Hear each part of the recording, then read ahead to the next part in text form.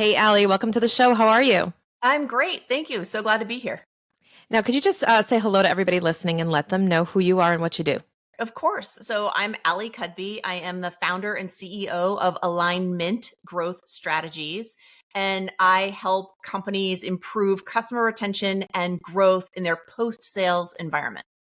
I love it. Okay, so I have a couple of questions to clarify. Number one, what do you mean by post-sales environment? So the way that you think about your customer after the point of sale should be really intentional. And what happens in a lot of companies is there's a focus on how do we get new customers in the door and less attention to how should we nurture those relationships after they've plunked down their credit card so that they keep buying from us in the future. Okay, that makes total sense. And then you mentioned alignment, but you said you emphasized the mint. Help me understand that one. Sure. So the company is actually called Alignmint, MINT, Oh, Growth okay. Strategies, because when you plant mint, it grows like crazy. And when something is awesome, it's in mint condition. And when you make a lot of money, you make a mint. I love it. Now I want to change my company to Mint too, basically, because I'm like, this is a great analogy. Okay, great. So we're going to talk a little bit about, what you just mentioned, the post-sales environment, exactly how we can maximize what we're doing as business owners. What would you say is one of the biggest, I want to say mistakes, but I want to say it's something that we overlook when it comes to growing our business using our existing customer base? So the thing that people don't do as often as they should is have that intentionality from the get-go. You thinking about what that customer journey looks like from the moment that they engage with you for the first time, so pre-sales as prospects, and then not just through the sales process, but truly thinking about what that whole journey looks like. You make your money as a company based on the customers that you retain, not the customers that you bring in the door the first time. But really, companies tend to over focus on front end sales and under focus on the retention side of growth. So, thinking about what that entire journey looks like is one key thing that people can do to make a difference. Yeah, I agree. And I think one of the most underemphasized sources of revenue. I think that people assume that in order to use your analogy, even with mint, right, or with planting, is they think they have to plant a new garden or plant a new plant every time they want to harvest something. And I think they don't realize what they already have going for them. So, what are some of your tips on how to recognize where you have that potential in your existing base where you don't have to seek out new customers all the time? What are some ways that people can start leveraging that? Yeah. So first, I think is looking at your mindset. There's a very sort of alpha E mindset that gets thrown into the marketplace a lot around sales. And so there's this bias toward front end sales, like, oh, we're hunters and gathering is for ladies. And it, you know, I don't know why it gets feminized like that's a bad thing, but it does. And the reality is that hunting is great and so is farming. And if you don't farm, then you're putting way too much emphasis on the quality of your hunt, to like torture this analogy a little bit. And so, there is this mindset in the business world, and I'll throw it a little bit on sort of the tech bro culture that doesn't help, that sales is really like the be all end all, and it's just not. So Yeah. that would be the first thing. Second is having a clear and consistent thought process about how you're going about it.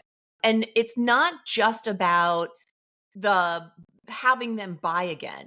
The stepping stones to having a customer buy again start way before they're ready to buy again.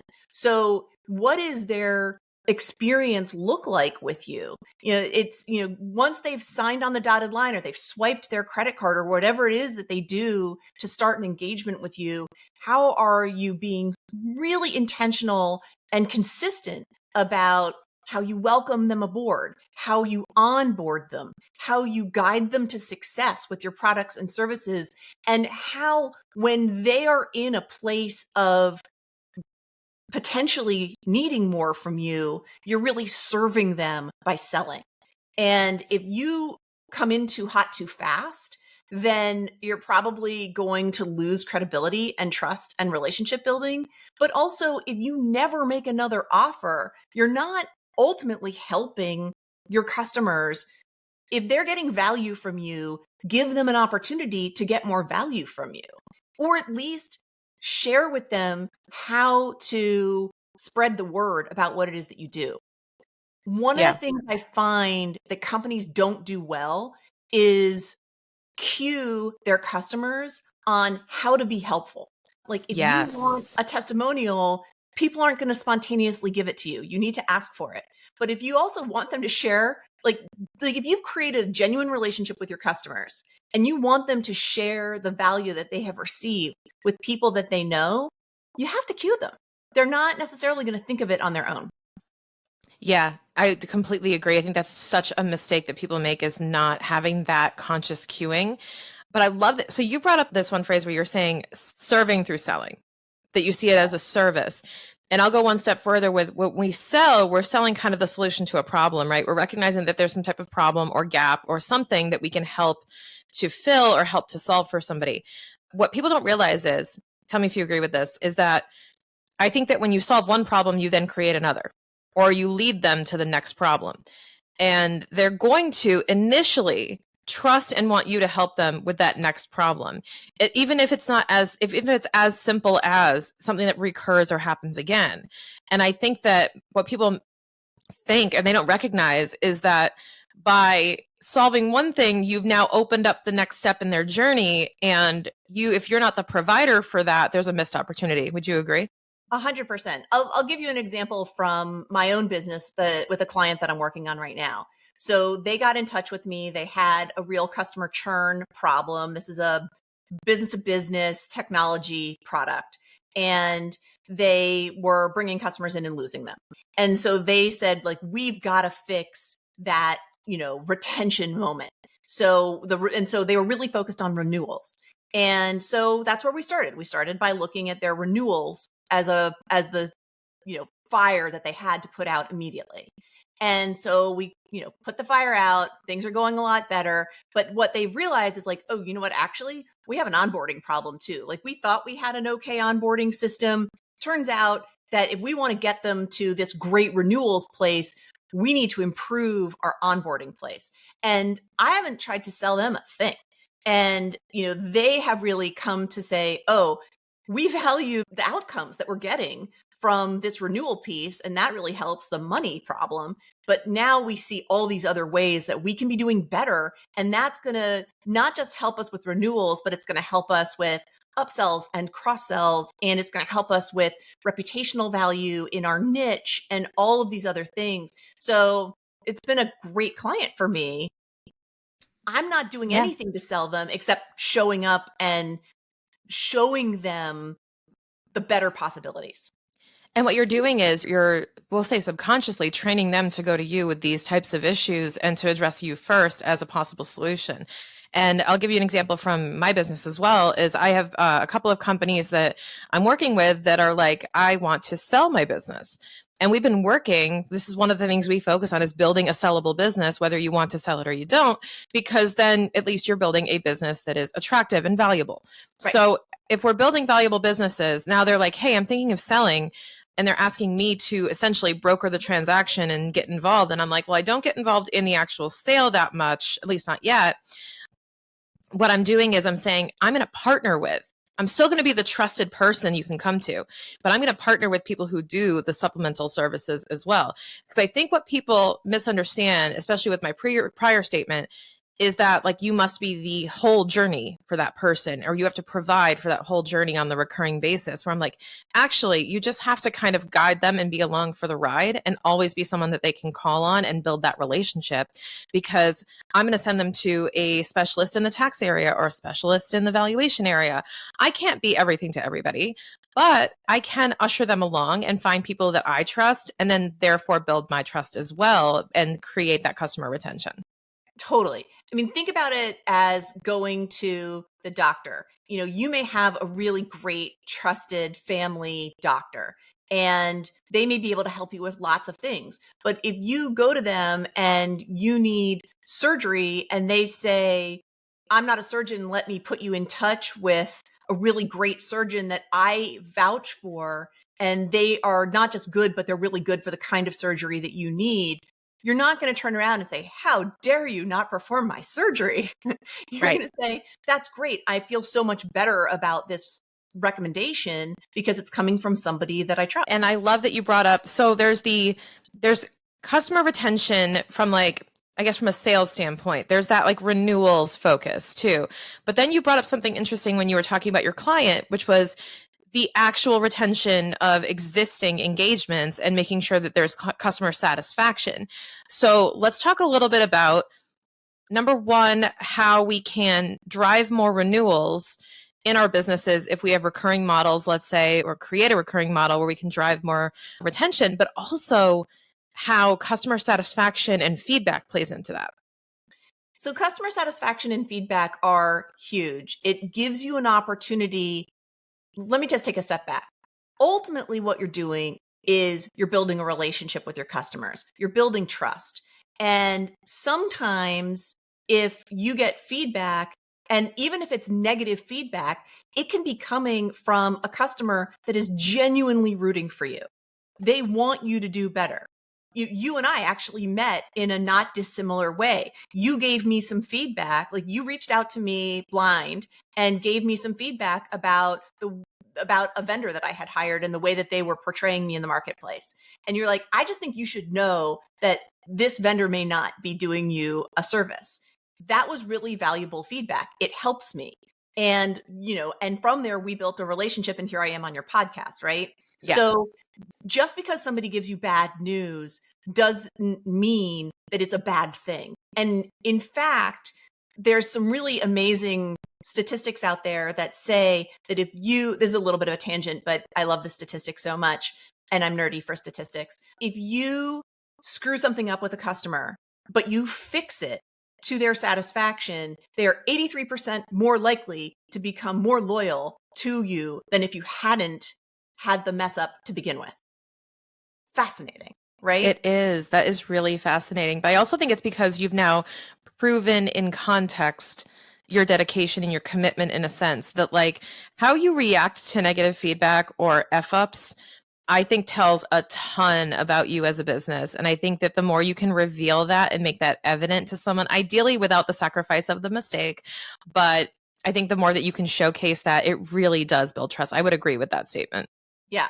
So as it comes back to your original question about customer satisfaction and feedback, one of the things that can happen is that you might be able to guide somebody to another sale. But some of what might happen is that because you've earned trust and because they're satisfied, they may speak about you more favorably in the marketplace. And so it is, it's indirect revenue. So there's the direct revenue that you can get from the customer that you've served well and having them, buy more, buy again, whatever. And then there's the value of their positive, like their good words about you in the marketplace. So there's lots of ways that that's listening helps you out as a business owner. It helps you build customer satisfaction. It helps you learn from your customers. It can also, and it helps you grow revenue. It can also help you clarify what direction you want to go in as a business. There's an infinite number of products and services that you can offer. And the more clearly you build those relationships with your customers, the more clearly you can articulate like, oh, this is something that's going to be of value to them. This is where I want to put my emphasis. In my book, Keep Your Customers, I talk about there being 3 different kinds of loyal customers. So even once you get to the category of having loyal customers, you still need to be able to listen with a clear set of ears to the differences between those kinds of customers. And so the 3 kinds of loyal customers are lazy loyals, and they're the ones that are buying from you just purely out of convenience. And the best way of thinking about that is the coffee shop on the corner of your apartment or your business, right? Or your office. you're probably going to go buy coffee from them a lot. And they may be a really, like you may be really loyal to them while you're living there or working there. But if you move across town, you're not going to go back to that coffee shop. And if they spend their time listening to the things that you want them to do as a business, then they may end up being misdirected in their initiatives because you're loyal, your revenue's good, but it's a lazy form of loyalty just due to circumstance. So what you're looking for are the ones that I call limited loyal or lucrative loyal. So the limited loyals, they're loyal to you, but as long as it's a good transaction for them, right? It's, they're okay, show me the money. And a good example of that is sort of travel rewards. So I'm loyal to Delta Airlines because I like their travel rewards, but they've recently changed their Sky Miles program and I need to reevaluate. Are they still going to be good for me? We're in that boat too. Yeah. We're like, oh, Yeah. it's a little more that transactional relationship though. It's kind of the like you scratch my back, I scratch yours, like arm's length distance of I'm loyal to you because you have something in the transaction that is appealing to me, right? Right.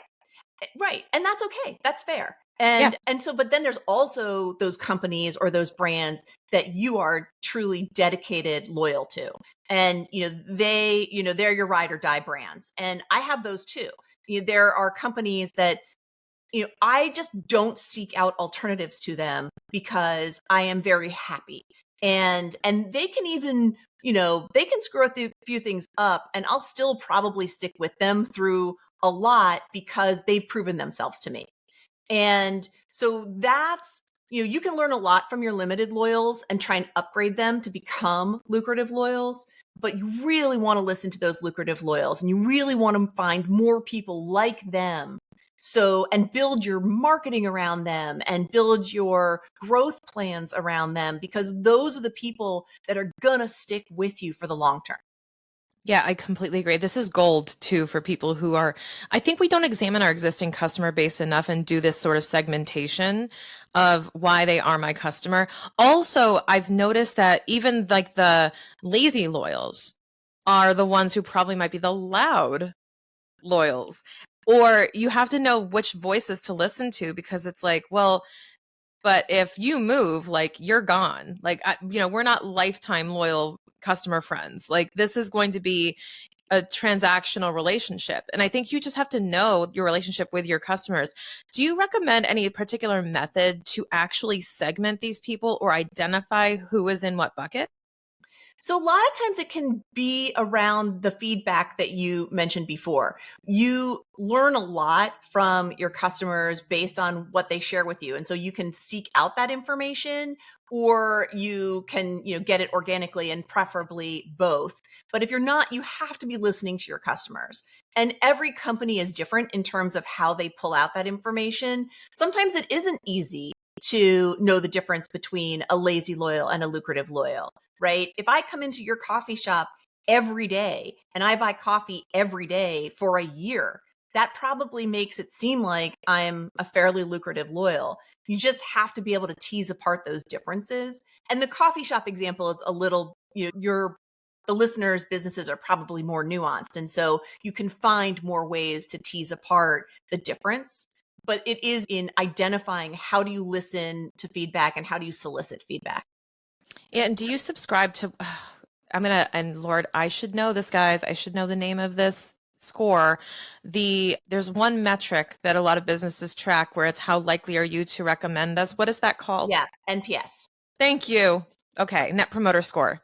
So, So, yes. So do you subscribe to the Net Promoter Score and its importance? Do you recommend people implement something like that? And also, let's explain it for people listening who are like, what the hell are you talking about, Shan? Sure. So Net Promoter Score is a metric that gained prominence a long time ago. It was created by the guy who founded Bain Consulting Company.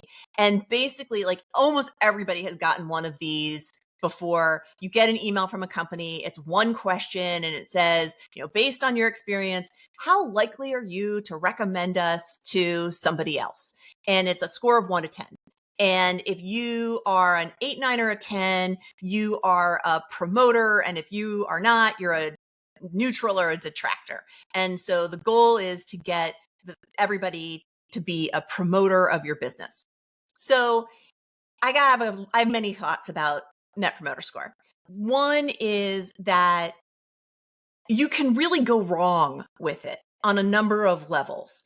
One is and this is something that I see a lot, and oftentimes in smaller companies, so companies under a few $1,000,000 in revenue, you get a detractor score and you say, oh my God, what are we going to do? And you spend a ton of time and energy trying to fix it. And you skip the part where you ask yourself, is this a customer that we need and want to change our focus in order to serve? So this is where knowing your customers and understanding your customers is so important. And I have seen companies go really wrong trying to serve the so-called detractors when really those were just not good customers, not a good fit. And so that is one thing where Net Promoter Score goes wrong. The other is people ask the question, they get the data, and then they don't really do anything with it. And if you're going to ask your customer to take their time and respond to you, the least you can do is do something productive with the data. And so I think that it can be a good guide. There aren't that many good guides out there, but it really does come with like caution flags. And then the other thing is, depending on what business you're in, there are so many people that have seen NPS that they kind of game it. And so it becomes, depending upon the industry that you're in, you have to really ask yourself, are you truly getting an unbiased response? Or are you getting it from somebody who's like, I know what this is, and I want to send a message? And so, there can be benefits to it. I'm not completely poo-pooing it. I just think that it is overused and underused strategically. Yeah, and I think that when you over rely on one metric or you put all your emphasis on that, like you're missing out on multiple dimensions of what that's trying to tell you. I think it's all about how you interpret it and how you're using it in your business. And likewise, you made me think of something else where I'm like, well, what if you asked your employees to also do the same thing to the customers? And be like, how likely are you to want to work with this person again, and see how those match up? Because I bet you like the threes and the fours are also the threes and the fours. So when it's like, I really want to keep working with this customer, but they're saying when there's a mismatch, I go, that's actually an opportunity just to reconcile the why behind that. And maybe there's something in your process to do. But I think that in isolation, that metric is not as helpful without some type of, rationalization of, okay, well, like you said, is this a customer we want to retain? I think as business owners, we are so emphasized in like trying to please everybody or trying to make everybody happy that, customer satisfaction actually isn't the end all be all, depending on what type of customer they are, right? That's kind of what I'm taking away from that conversation. Well, so a couple things. This is a great question. I love this. So I think the customer is always right. The customer is always right is Mm-hmm. wrong. It is one of the least helpful phrases to enter the business lexicon because it trains customers to be bad customers. If you come in and you think I am always right, then that turns into a lot of entitlement on behalf of customers. And we see that. I mean, hasn't everybody read an article about how horribly people are treating customer service representatives right now? It's terrible. But also, it's terrible for the people that are trying to deliver service because it means that you're constantly trying to like nail jello to the wall. You have to have boundaries as a business. And if you are saying the customer is always right, it doesn't allow you to apply those boundaries. That's why when we work with companies, we're really helping them create these clear and consistent processes for how do you deliver a customer experience so that your team knows what their path to success looks like. And it allows them to say yes, and it also allows them to say no. And if you are a company where you have a client or an employee that says no, and then immediately if the customer elevates or escalates their complaint, the executive's like, oh, it's fine. You are going to super demotivate your employee. And that's not good for your business either. So you have to have boundaries. And the customer is always right is just the worst thing for being able to maintain boundaries in a clear way. Yeah, and letting your customers dictate your operations as well is dangerous because then you're not setting those boundaries. You're then really just in it to satisfy your customers only, and then the employees can suffer. I mean, welcome to public accounting. Like, welcome to, this is exactly why this is our whole career of like, just do what's necessary to make the customer happy. I don't care what it takes in the meantime. I completely agree with you. I think it's almost a toxic mindset to operate in that extreme. And it's so counterintuitive to what we've been taught as business owners to be so focused on the customer. And I think there's a balance there. I think like we're not saying to go the other extreme and be like, F them, who cares? Yeah. Treat them how you want. But it's like, you have to have, I think it comes down to you have to have an identity as a business and know what's important to you and what you want to extract out of that relationship so that you're doing the right steps to make that happen without sacrificing relationship. Yeah, it's so true. And one of the things that you hear a lot when you're starting up a company is you have to know who your customer is. And Yes. that when I was starting up, so I came to this work. I had been doing it in corporate. I got out of business school, started doing this sort of customer loyalty work, and that's another whole story. And then I ended up forming a company that was dedicated to the art and science of how a bra fits a woman's body.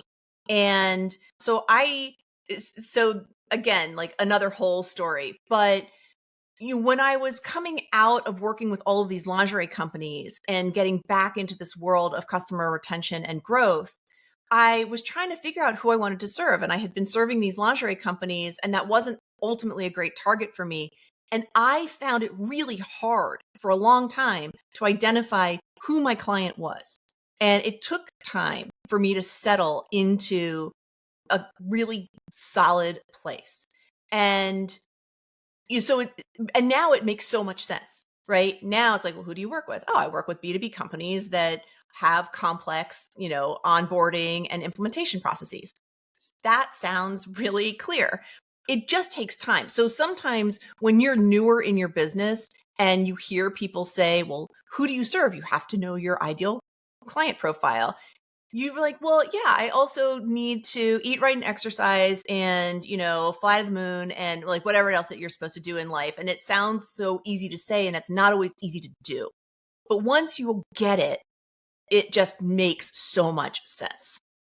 Yeah. And I think that people, when they go through this ideal client avatar journey of figuring out who that is, they go with who they're best positioned to serve from a logical standpoint. Like these are the easiest people to serve from a here's what we bake and here's what they're hungry for. And there's a product market fit for these people. Yeah. But what they neglect to actually take into consideration is the type of person they want to serve and the type of person that's likely to have a long lasting relationship with them. And I think that's a misstep because when I first started, I'll give you an example because this literally happened to me and I'm realizing it.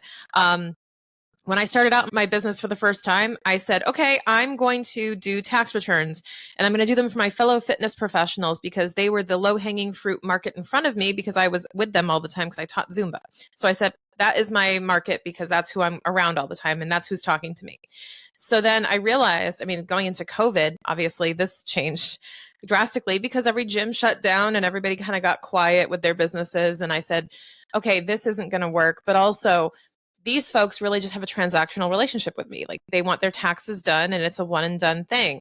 And I just thought about this and I said, well, who would I build a long lasting relationship with? And like, who would want me to serve them and advise them for years as opposed to the transactional April 15th one night stand?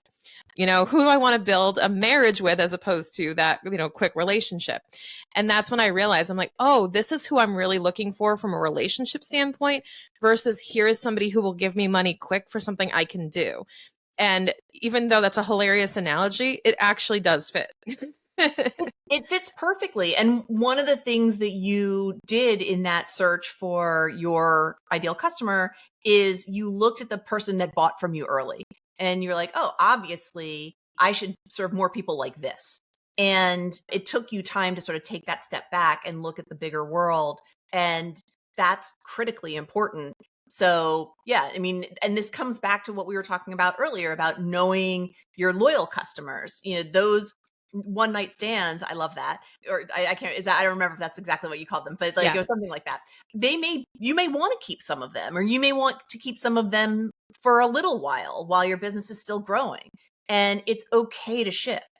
When I shifted away from serving lingerie retailers and manufacturers, I felt bad. I felt like I was ditching the people who helped me launch. But honestly, it wasn't serving either of us anymore. I was getting too expensive. My offerings were not designed for single shingle retailers that, may or may not be, making a ton of profit. And so, I kept trying to serve them because I cared about them, but it really wasn't good for them anymore. And it really wasn't good for me anymore. And so you have to honor the people that got you where you are. And I still maintain relationships with some of those key clients that I had, but they're not my clients anymore. And that's okay. Yeah. And to drive the analogy home, what just came to mind was, okay, but like, know who they are, know if they are one night stands. And that's what they are. And that's okay. Yeah. But don't try to make them into wifey material. Right. And and don't let them redecorate the kitchen. They're not going to stick around for a while. Don't give them a toothbrush on the bathroom, whatever it is. Like, you know what the relationship is and act accordingly. But I think, like I said before, I think a lot of people try to make everybody so happy without acknowledging what is your relationship with that client and is it someone you want to be listening to. And it's so interesting because I love this conversation, Allie, because coming into this and talking about keeping your customers and retaining your customers, we've equally talked about how to establish selective customers and also who to listen to. And I think that's a really important thing that people overlook. You agree? Absolutely. Ultimately, you're building relationships with people. You're building trust, and you can build trust with people and still only see them occasionally. You can build trust with people and not work with them anymore. So how you offboard somebody that you're not working with anymore matters just as much as how you onboard them. And, and by the way, sometimes people that I'm not working with anymore still refer me business. So, I love this quote by Maya Angelou. It's one that I go back to a lot, and you may have heard it. The quote is, "People will forget what you said, people will forget what you did, but people will never forget how you made them feel." And when you make people feel valued in the relationship, it sets everybody up for better business. And I like to think it sets us up for a better world as well. Amazing. So on that note, I want to wrap things up here and just let everybody know your book is called Keep Your Customers. You've mentioned that a couple times in the episode. Where can people find it? And also where can people get in touch with you if they want to learn more from you? Sure. So people can find the book wherever books are sold. You can also go to the book website, which is keepyourcustomersbook.com. And they can find me at alignmintforgrowth.com. And they can also find me on LinkedIn, both the company and me, Ali Cudby. The one thing I will ask is if you come and find me on LinkedIn, and I really hope you do, please tell me that you found me on the Keep What You Earn podcast. I get a lot of solicitations. And if I don't know that somebody's coming to say hi to me as opposed to, hey, I want to sell you something, then I may not know to accept the connection. Perfect. And also, if you guys can do us a favor, if you're on Instagram, do me a favor and post a screenshot of this episode and let us know what one of your biggest takeaways was from today from Allie. Make sure to tag me at Shannon K. Weinstein at Keep What You Earn as well. And Allie, do you have an Instagram too that we can tag you? Yeah, absolutely. I'm at Ali Cudby. Fantastic. Easy, guys. So just do at Ali Cudby, tag me, let us know what your biggest takeaway was. And guess what? I'm going to send you a copy of Keep Your Customers. I love it. So please tag us on Instagram. Let us know you're listening to the show. Let Allie know that you took something away because that's the biggest thank you we can give her for her time is to let her know what we took away and what we learned from this episode. And I know there was something. Don't lie to me. I know you made it this far. I know that you stuck around and you got some gold out of this conversation. So let us know what that was. Allie, thank you so much for coming on today and spending your time with me. It was such a pleasure. I really enjoyed the conversation.